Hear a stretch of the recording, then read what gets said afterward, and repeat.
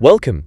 Today I'll walk you through how we've integrated PayChangu as a payment solution in our e-commerce application. This setup will allow customers to select products, proceed to checkout, and pay using their preferred mobile money services, like Airtel Money and TNMM Pumba. By the end of this, you'll see how we connect the backend and front end, handle payment processing, and verify transactions through PayChangu.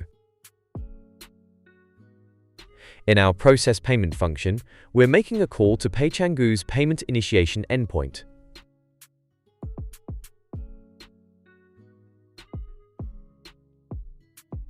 Let's look at this section carefully. We first create a unique transaction reference using generate unique transaction reference.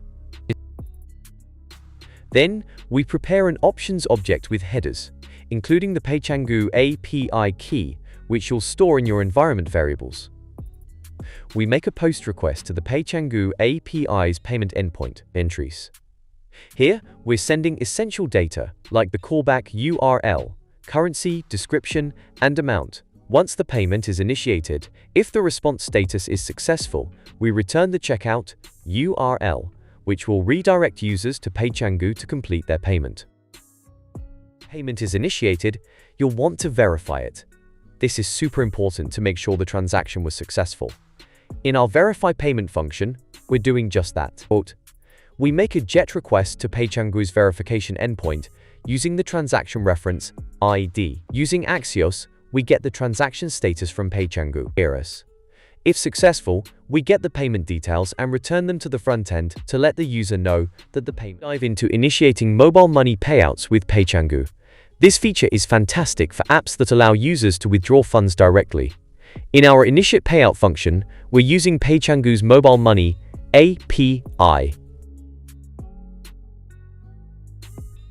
We identify the mobile money provider by checking the phone number's prefix.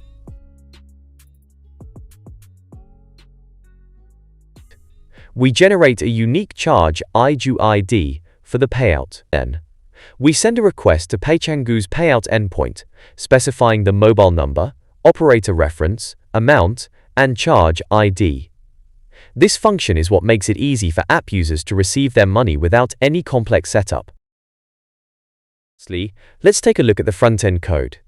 Here's our simple e-commerce page, where users can select products and start the payment process. Each Buy Now button triggers the Handle Payment Submit function, which sends the amount and product name to the backend. When users complete the payment on PayChangu's page, they'll be redirected to our callback URL, where the callback page component verifies the payment.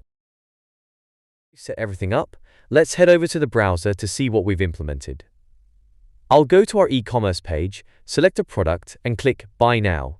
This action triggers the payment process, where I'm redirected to a checkout page. On the checkout page, I'll be able to choose a payment option.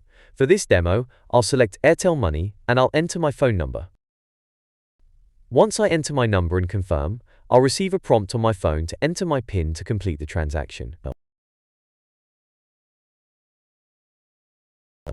After confirming the payment on my phone, we'll be redirected back to our application's callback page, where we can verify that the payment was successful.